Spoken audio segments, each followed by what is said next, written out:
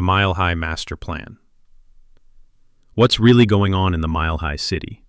Did the entire NBA just fall asleep and let the Denver Nuggets reload for another championship run, basically for free? It sure feels like it. Because while everyone was watching blockbuster moves in LA, Dallas, and Philly, Denver quietly pulled off one of the sneakiest, smartest moves we've seen all offseason. And they did it all to protect the legacy of the most unique superstar in the game today, Nikola Jokic. Today, we're breaking down exactly how the Nuggets just pulled this off, why Michael Porter Jr. had to go, what Cam Johnson really brings, and why Bruce Brown's return might be the most underrated piece of the puzzle. So, grab a seat, Nuggets fans, or maybe check if your rivals are awake, because who let the Nuggets get away with this might be the biggest question of this offseason. The trade no one saw coming. One day into free agency, just one, and Denver's front office wasted no time. Michael Porter Jr., once untouchable, now on a plane to Brooklyn. Alongside him, an unprotected 2032 first-round pick. In return, Cam Johnson, a player some casual fans might shrug off as good, not great. But real hoopheads know Cam Johnson might be exactly what this team needs to keep Nikola Jokic's championship window wide open. If you just look at the trade on paper, it might even look like a gamble. MPJ was a big piece of Denver's lone championship run. He's tall, he can shoot, and when he's healthy, big when, he spaces the floor perfectly for Jokic. But here's the thing, Denver didn't make this move for the regular season. They made it for May and June. The months when titles are won, and when Michael Porter Jr.'s flaws kept showing up at the worst possible times. The problem with MPJ. Let's rewind to that Thunder series. If you watched closely, you know exactly what happened. Oklahoma City's defenders ran MPJ off the three-point line, and he basically disappeared. Suddenly, Denver's offense felt clunky, predictable. Jokic was still Jokic, unstoppable as always, but the help around him turned into spot-up shooters who couldn't dribble, slash, or improvise when defenses tightened up. The problem with MPJ has never been his shot. When it's falling, he's automatic. The problem is when it isn't. Because when he can't knock down open looks, he doesn't have the counters. He struggles to put the ball on the floor, his passing vision is average at best, and while he's got size, he's no lockdown defender. And in the playoffs, where elite defenses know how to expose weaknesses, that's a problem. The sad part, MPJ wasn't bad overall. He played through injuries, showed up in big moments during Denver's title run, and did what he could. But in the cold reality of playoff basketball, he turned into a luxury they couldn't really afford. Not when every possession matters, and Jokic needs creators who can adapt on the floor. Chapter 3. Enter Cam Johnson. So who's Cam Johnson, and why does he solve this? First, he's not just a shooter. Sure, his stroke is clean. He'll keep defenses honest, spacing the floor beautifully for Jokic just like MPJ did. But here's where it gets different. When the defense flies at him, Cam can dribble past them. He can attack closeouts, get to the rim, pull up from mid-range, or even set up a teammate for an easy bucket. He's what coaches love to call a three-level scorer. And that phrase matters more than ever in the playoffs. When defenses switch, when the pace slows down, when your first look is gone and you need someone who can make something happen out of nothing. Cam's handle isn't Kyrie level, but compared to MPJ, it's a massive upgrade. And then there's the playmaking. Cam Johnson is a willing, smart passer who sees the floor. He can keep the offense flowing when Jokic sits. He can run a pick and roll if Murray's getting boxed up. He can attack mismatches without relying on Jokic to spoon-feed him open looks. This is the difference. It all comes down to versatility. The name of the game in the playoffs isn't about how pretty your highlights look in November. It's about who can adapt under fire.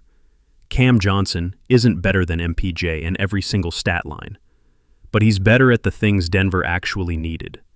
Think about this. In the last 2 years, how many times did you see Denver's bench units stall when Jokic rested? Too many. The drop-off was obvious, because without Jokic on the floor, nobody else could consistently break down a defense. Cam solves that. He's not your main guy, but he's a connector. He bridges the gap between stars and role players. He gives Denver a plan B and a plan C when plan A gets shut down. The Bruce Brown bonus. But that's only half the story, because while everyone was debating MPJ for Cam Johnson, Denver quietly pulled off a reunion that nobody expected. Bruce Brown is back.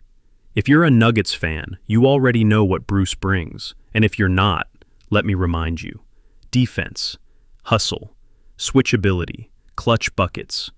He was the sixth man during Denver's championship run, and the guy who closed games when MPJ's flaws showed up. What makes it wild? They got him back on a vet minimum. 2 years ago, Bruce signed a $40 million deal with Indiana. Now he's back in Denver on a bargain, ready to get another payday, and probably another ring. Bruce is the exact kind of player championship teams hoard. Low maintenance, tough, smart, and reliable when the lights are brightest. Need someone to lock up a hot wing scorer? Bruce. Need someone to crash the boards as an undersized forward? Bruce. Need someone to hit a timely three when the defense collapses on Jokic? Bruce. The secret weapon, flexibility. Put it together, and what do you get? Flexibility. Denver didn't just swap one player for another, they rebuilt the back half of their rotation. Now they've got combinations they couldn't run before. Jokic and Murray with Cam and Gordon, that works. Bench unit with Cam and Bruce running point, that works too. Want to go big, small, switch heavy, drop back? They can do it all. And let's not forget, Denver still has a mid-level exception to spend. By the time you're watching this, maybe they've already used it on another sniper or defensive wing. Either way, the blueprint is clear. Surround Jokic with versatile guys who can dribble, shoot, pass, and guard multiple positions. So here's the real question. Who let them do this? Because while big market teams scrambled to overpay for aging stars, Denver got younger and more versatile for practically nothing. They didn't swing for a headline name. They found guys who fit. The Nuggets don't need fireworks. They just need pieces that amplify Jokic's brilliance. And now they have them. Meanwhile, the rest of the West should be sweating. OKC is young and scary. Minnesota is tough. The Lakers, Suns, and Clippers are always lurking, but none of them have Nikola Jokic, and none of them just upgraded the exact areas where they got exposed. This isn't about adding a superstar. It's about removing the weak links that can cost you a series. Cam Johnson, a perfect fit. Picture it. Jokic running high post actions with Cam Johnson, drifting off handoffs. Cam curls around Jokic, gets to the elbow, pull-up jumper, cash. Or the defense overplays it. Jokic slips a pocket pass. Cam fakes the shot, drives, kicks to the corner. Wide open three for Bruce Brown. That's how championship basketball works in Denver. Smart movement, quick reads, and multiple threats that force defenses to pick their poison. It's not flashy. It's not viral highlight material every single night, but it's death by 1,000 cuts. And now, Denver just sharpened the blade. Remember the non-Jokic minutes. For years, Denver's biggest Achilles heel wasn't the starting five. It was what happened when Jokic sat down. Every time he hit the bench, the Nuggets would pray they didn't blow a lead. Cam Johnson changes that equation. He can run actions with Aaron Gordon.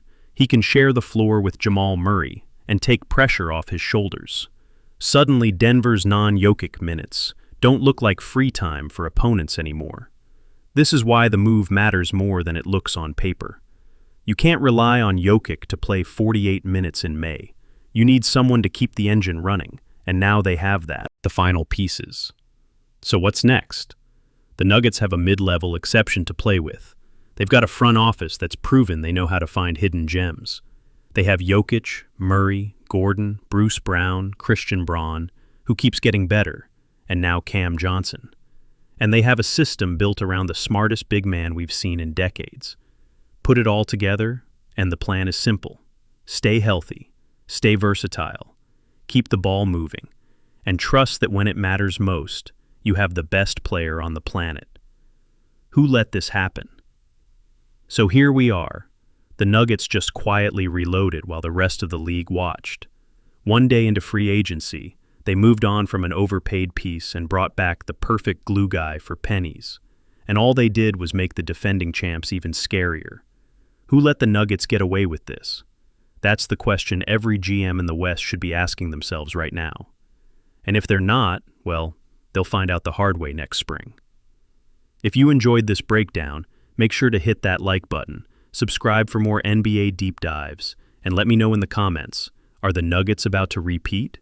Or did someone else in the West do enough to stop them? Until next time, stay tuned, stay smart, and keep watching the game.